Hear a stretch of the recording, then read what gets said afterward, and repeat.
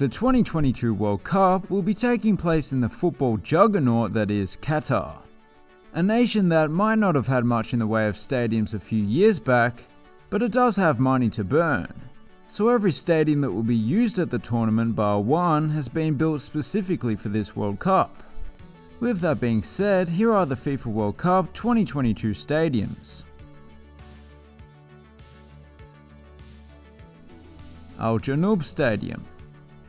The interesting thing about the venues at this tournament is that they are all inspired by something to do with Qatar or the Middle East in general. Some of the inspirations are very obvious and some more subtle. The inspiration behind this stadium is a ship of some sort. And yeah, there are some nods to that here and there, including the ocean-like pattern on the seating and the fabric retractable roof, which doesn't look all too different to the sails of a boat.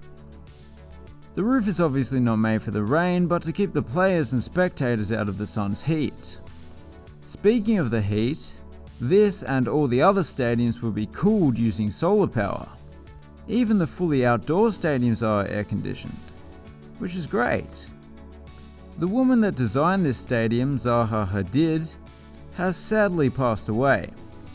She was a bit of a legend in the world of architecture, and she's done a great job with this one. Khalifa International Stadium was the sole pre-existing stadium I referred to in the intro. It served as the country's showpiece national stadium and actually opened in its original form way back in the 70s. The stadium and the country have come a long way since then. I mean, they used to lock up people for being gay. Well, the stadiums have come a long way at least. This stadium was basically completely rebuilt in the mid-2000s to become what it is today. It will be the only stadium in the tournament that isn't football specific, as it was built to host track and field events. So the spectators aren't as close as they should be, but it's not the end of the world, it's still a pretty good stadium. Ahmed bin Ali Stadium. This one might look like a more conventional stadium from a distance, but if you look a bit closer, the exterior is covered with a decorative metal screen, which is reminiscent of the patterns used in local architecture, just on a much larger scale. There's also more LED coverage on the exterior than at Times Square. Probably. Don't bother fact-checking that. As for the interior, well, it's nothing too far out of the ordinary, but it does feature some rather nice artwork, if you want to call it that. I believe that's a depiction of Rod Stewart there on the seats. Interesting choice, I guess he's popular in Qatar?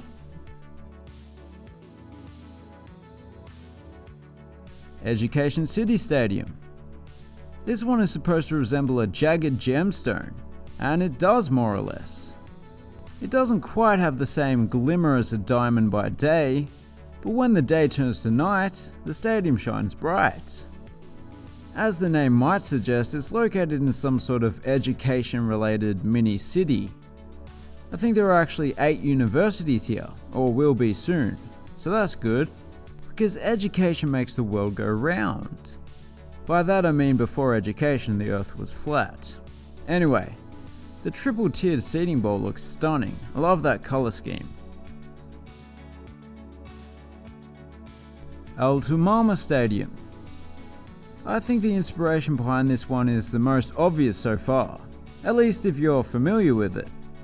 It's one of those Muslim skull caps, the name of which I can't remember off the top of my head, because I'm not wearing one on the top of my head.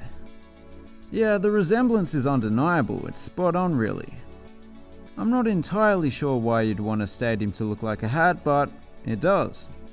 Like many of the stadiums at this year's World Cup, the capacity will be greatly reduced after the tournament. Qatar has less than 3 million people. They simply don't need more than one big stadium. Gafia, that's the name of the hat, I just remembered. Stadium 974. I have heard people say that this stadium's named after the number of construction workers that died building it, but relax, it's not quite that grim.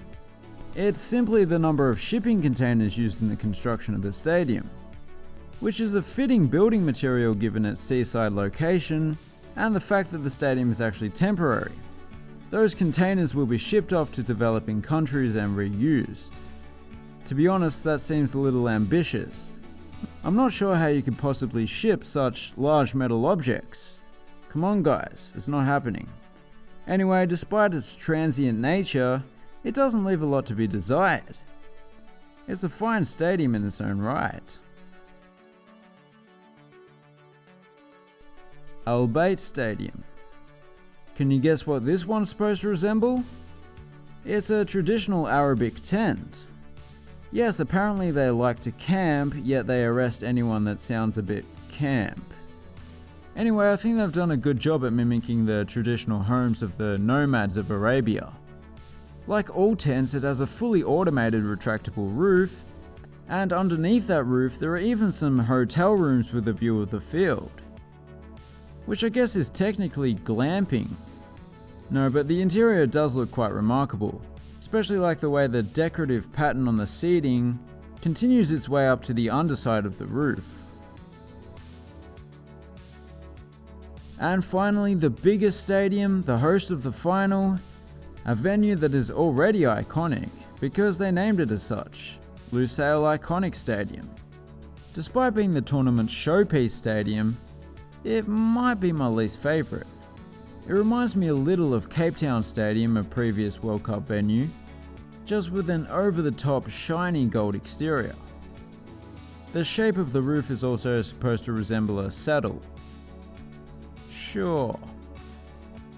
The interior is the opposite of the outside, a toned-down colour scheme to balance it out a little bit. It might not be my favourite, but it's still an excellent stadium. All of them are. So, who do you think will win football's biggest prize in 2022? My money's on Qatar because they are the best at everything, especially their government. They earned the right to host this World Cup on merit and merit alone. Oh, you're early. Huh. You literally brought the money in a sack with a dollar sign, wow. Yeah, okay. Yeah, cheers mate, see ya. Sorry? What is that? Oh, you want me to... Okay. Qatar may have its issues, but we can all agree that it's not as bad as Saudi Arabia. Okay, that's it. Okay, bye. Thanks for watching, have a good one.